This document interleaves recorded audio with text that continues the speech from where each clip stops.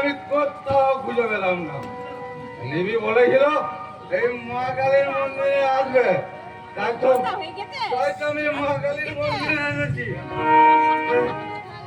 মা কালী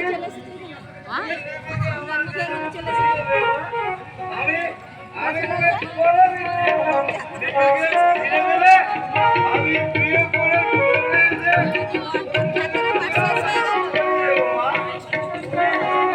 আমি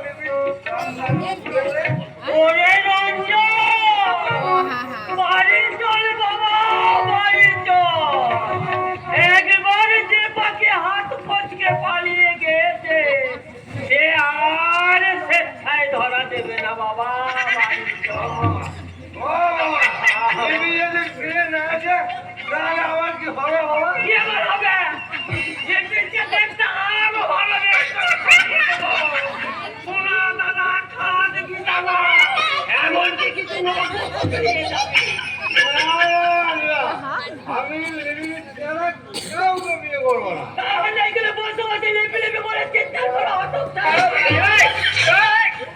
বউকে ধুয়ে দিয়ে জল খেলে পেট ভরবে, কাজকর্ম করতে হবে না, সংসার চলবে কি করে? পুলিশের তো বাড়ি থেকে তাড়িয়ে দেবো বলেছে। যাবে কি, যাবি কোথায়?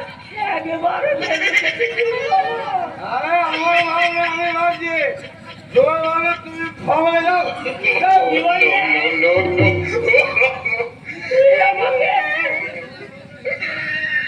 আমার সংসারে তোমাকে থাকতে দেবো না। ছোট পরিবার, সুখী পরিবার। আমি আর আমার বউ ছাড়া এই সংসারে কেউ থাকবে না। তাহলে আমি যাবো কোথায়? ওই রাস্তা রাস্তায় বিক্রি করবে।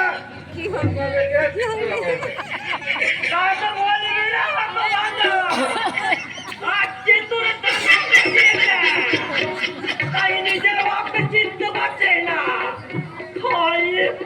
এতটা বড় করলাম আজকে না লিপি তোকে ছেলে বাড়ি গিয়ে ভালো করে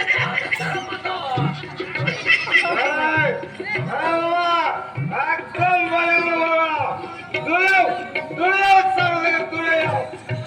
কেন না মারবি না কি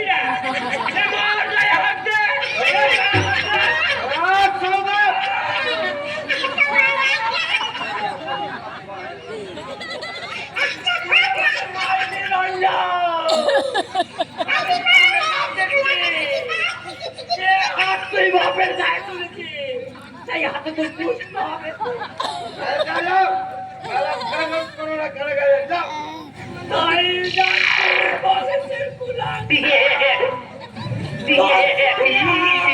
তোমার কোন সফর করাইল না, তাকে তো আমি সমুদ্র করলাম, সমুদ্র করলাম,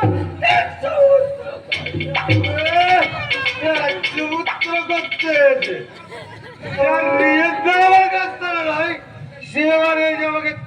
সমুদ্র করতে। আরে চলো তোমার মতো বাবার থাকাচ্ছে না থাকা ভালো। আমি আর একটা বাবার কাছে খুঁজে নেবো। যত সব বাজে লোক না এখানে বসে থাকার সময় নষ্ট করলে চলবে না। দেখি একবার শেষ চেষ্টা করে আমি লিপিকে খুঁজে পাই কিনা।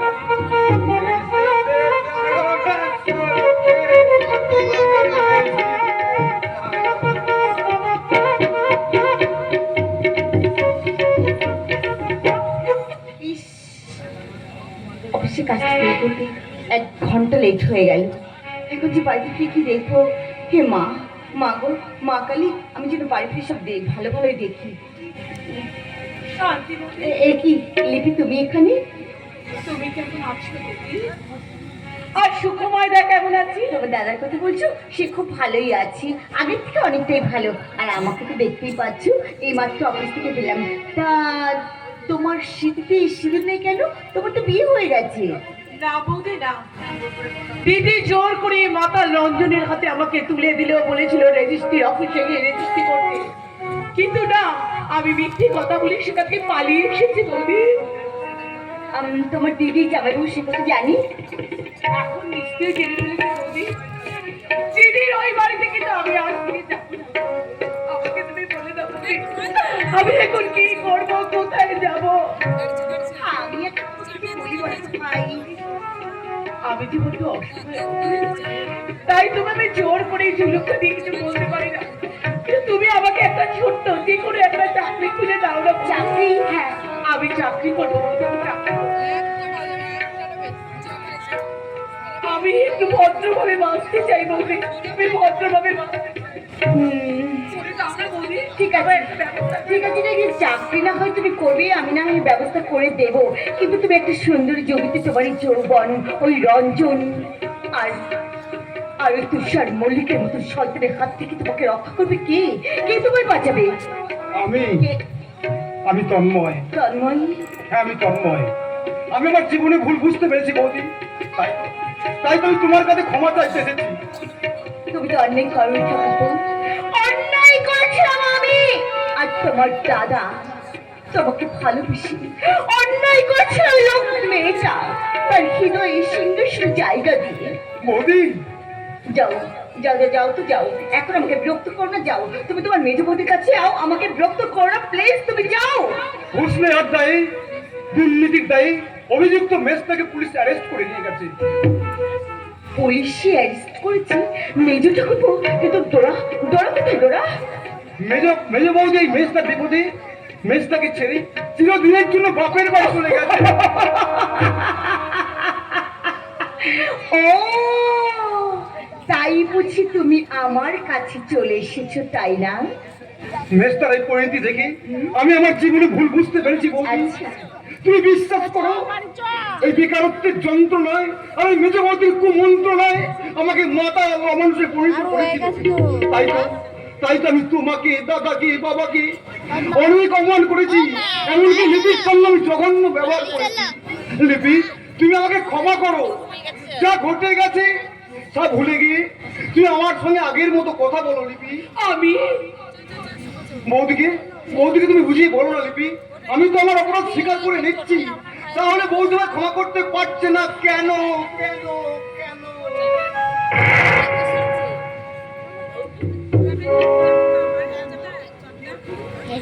এগুলো সব মিল হয়ে যাবে। বৌদি তুমি আমার ক্ষমা করেছো তো? বলো না বৌদি, বলো না, বলো বলো। অনুশোচনায় দগ্ধ ছেলেকে মাকে ক্ষমা না করে থাকতে পারে ভাই? বৌদি,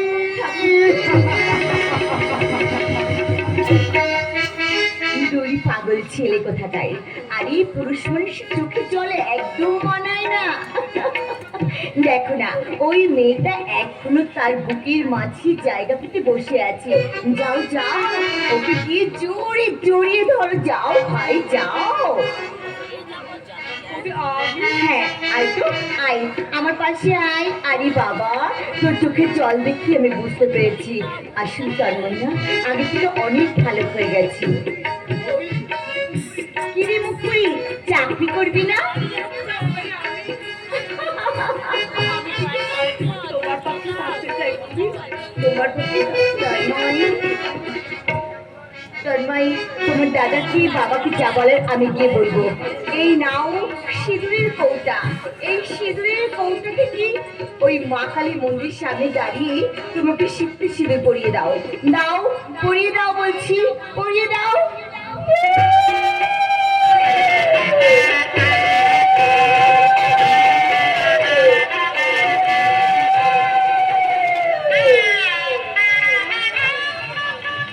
বাহ, খুব সুন্দর মানিয়েছে তোমাদের।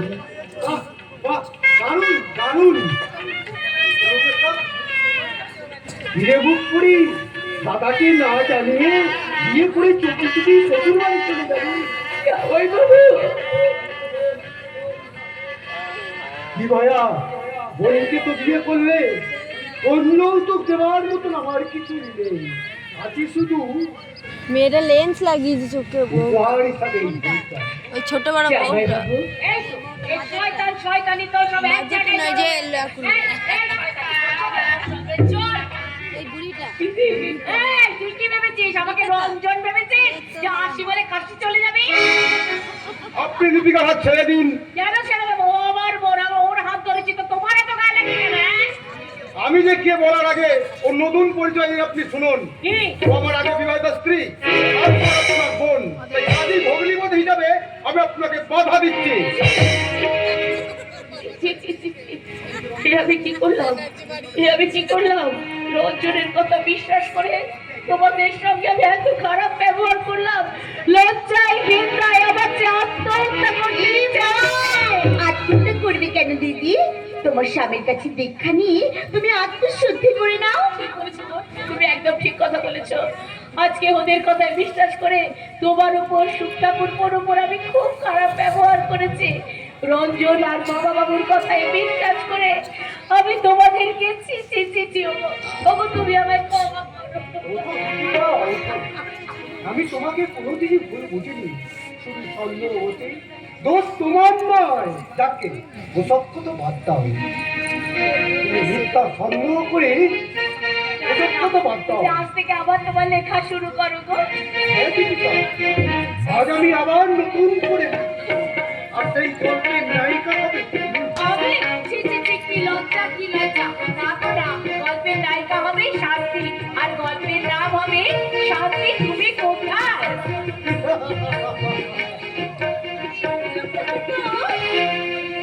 পুরো আপনি ওদের দিকে বাড়ি ফিরে চলুন, আমি বাজারে গিয়ে সামান্য কিছু কেনাকাটা করে এক্ষুনি আসছি।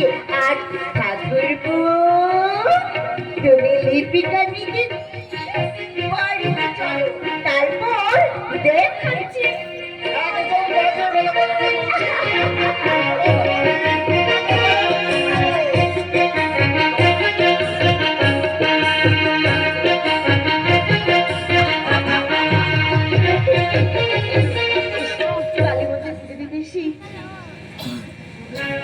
তুমি ওদের সুস্থ রেখো মা, শান্তিতে রেখো। অনেকটা দেরি হয়ে গেল ঠাকুর, বাড়িতে কি হচ্ছে কি জানি। ইস, এখন আমাকে আবার বাজার করতে হবে, কত দেরি হবে কি জানি।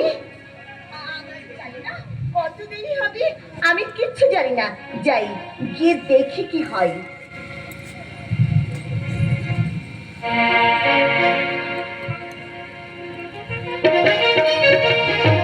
বাবা, বাবা, এখন তো আমি প্রায় সুস্থ হয়ে গেছি। এবার আপনি শান্তিকে চাকরিটা করতে নিষেধ করে দিন। ও আপ ডিউটি থেকে ফিরে এলে আমি আজই তাকে বলবো। আমি বেশ কিছুদিন ধরে লক্ষ্য করছি বাবা, শান্তি আমাকে কেমন যেন এড়িয়ে চলছে।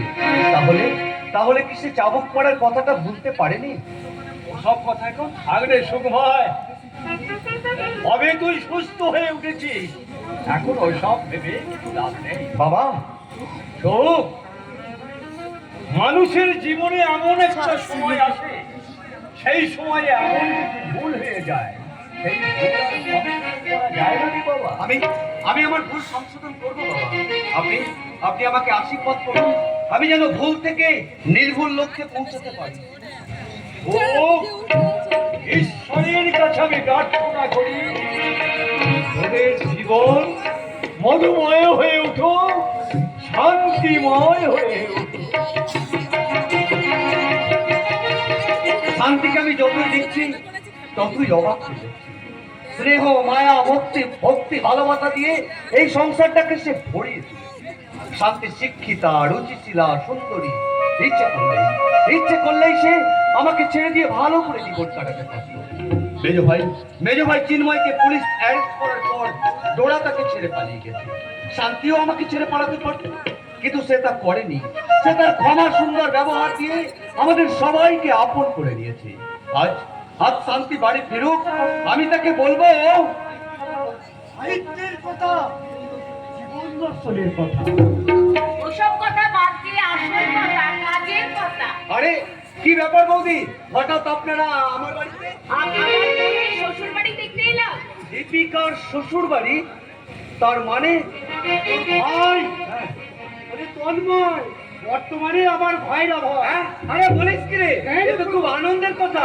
তা এই যাদের নিয়ে এত আলোচনা, তারা কোথায়? তারা ওরা বাইরে দাঁড়িয়ে আছে কেন কেন বাইরে দাঁড়িয়ে কেন?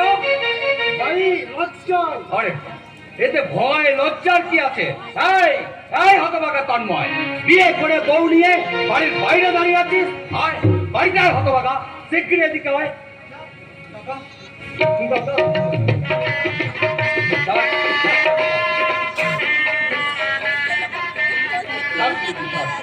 এই এই হতভাগা, বিয়ে করে বউ নিয়ে বাড়ির বাইরে দাঁড়িয়ে আছিস? মাথা উঁচু করে দাঁড়া। এই দেখবি দেখবি তোর গায়ে না না না, তুই তো এখন অনেক বড় হয়ে গেছিস রে, সাবালক হয়ে গেছিস, তোকে তো আর চড় মারা যাবে না রে। দাদা দাদা তো কথা তুমি বলো না, ও কথা তুমি বলো না, তুমি আমাকে মারো মারো যত খুশি মারো।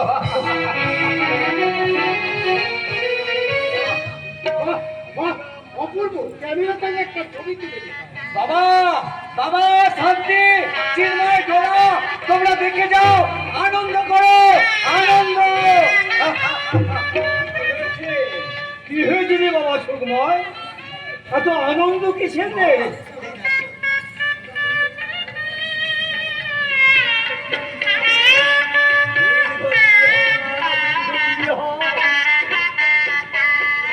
দেখানো তো জ্যাঠামশাই, জ্যাঠামশাই, আপনি ভালো আছেন? ভালো আছি ভালো আছি। তোমরা নিশ্চয়ই ভালো আছো না? বাবা বাবা এইবার তোমাকে আনন্দের খবরটা দিই। ওই পুলকের শালি মানে দীপিকা বৌদির বোন লিপিকা আজ থেকে তোমার ছোট বৌমা। হ্যাঁ জ্যাঠামশাই, আপনার বড় বৌমা নিজে দাঁড়িয়ে থেকে কালী মন্দিরের সামনে গিয়ে তন্ময়ের সঙ্গে আমার বোনের বিয়ে দিয়ে দিয়েছে। খুব ভালো খুব ভালো। হ্যাঁ বুঝলে বুঝলে আমার বড় বৌমার কোনো তুলনা নেই। তুমি আমার বড় বৌমার মতো হতে পারতে তোমার?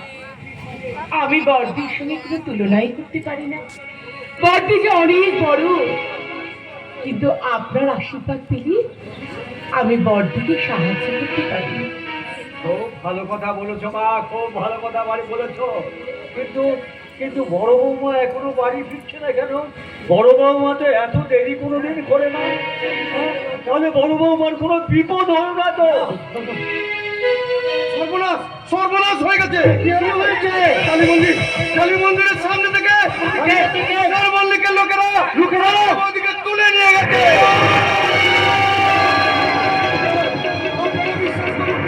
আপনারা বিশ্বাস করুন, আমি নিজের চোখে দেখেছি। আপনারা আমার সঙ্গে চলুন, আমি আপনাদেরকে পথ থেকে নিয়ে যাবো তুষার মল্লিকের সেই গোপন আড্ডা।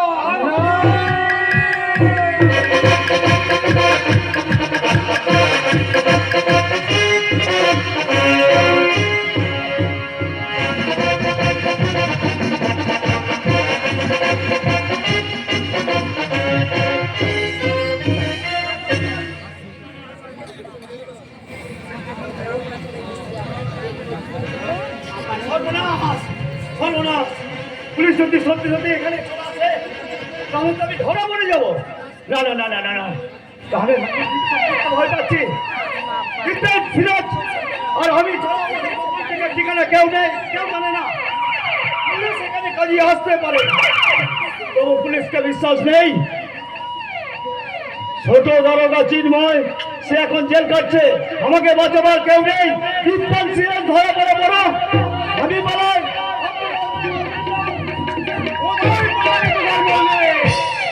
কোথায় বলি বল, বল আমার বৌদি কোথায় লুকিয়ে গেছে? বল বল বল বলছি, বল তুই সব জানিস, বল কোথায় লুকিয়ে গেছিস? বল বল বল আবার মিথ্যে কথা বলছিস।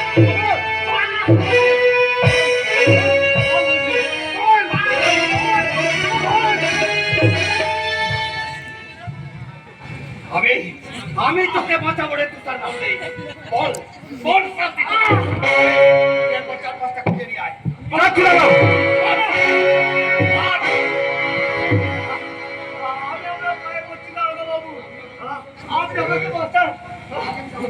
এই আজ আমি দারোগা নই আইনের শৃঙ্খল বাধা নেই আমার হাতে আমার হাত থেকে যদি বাঁচতে চাও বল বল শান্তি দাদা বৌদিকে খুঁজে পেয়েছি। শান্তিকে খুঁজে পেয়েছি কোথায় কোথায় শান্তি কোথায় ওই যে ক্রিমিনাল দীপেন আসরাজ নিয়ে পালাচ্ছিল, আমরা তাদেরকে অ্যারেস্ট করেছি। কোথায় আমার শান্তি কোথায় ওই দেখ তোর শান্তি কেমন শান্তি নিদ্রায় ঘুমোচ্ছে। শান্তি শান্তি শান্তি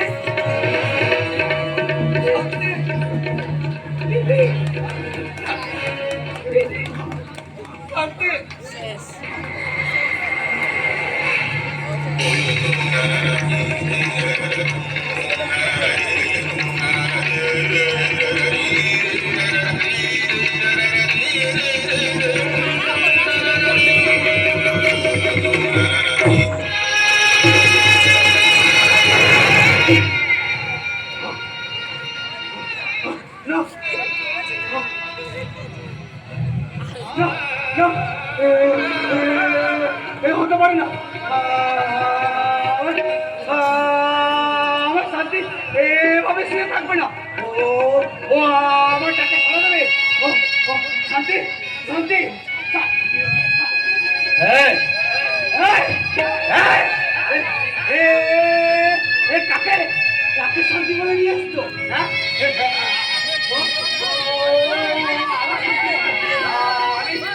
আমি আমার শান্তিকে খুঁজবো।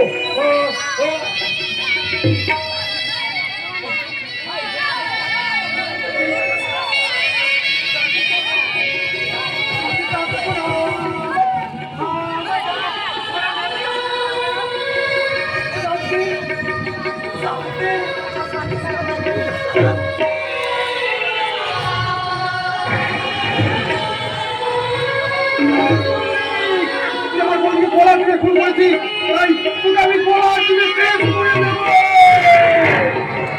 বাবু আইন আপনি নিজের হাতে নেবেন না, ছেড়ে দিন, এলে আমি পুলিশ বানাতে বাধ্য হবো। মোদি মোদি তুমি আমাদের ফাঁকি দিয়ে যেতে পারো না মোদি, তুমি ফিরে এসো।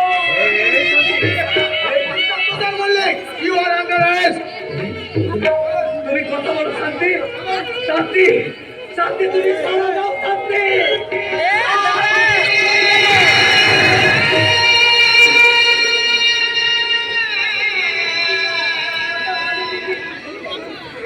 শান্তি হাসি ছিল গান ছিল সাথী ছিল সাথে বুঝিনি তো তীর ছিল নিয়তির হাতে হাসি ছিল গান ছিল সাথী ছিল সাথে বুঝিনি তো তীর ছিল নিয়তির হাতে ভুলে না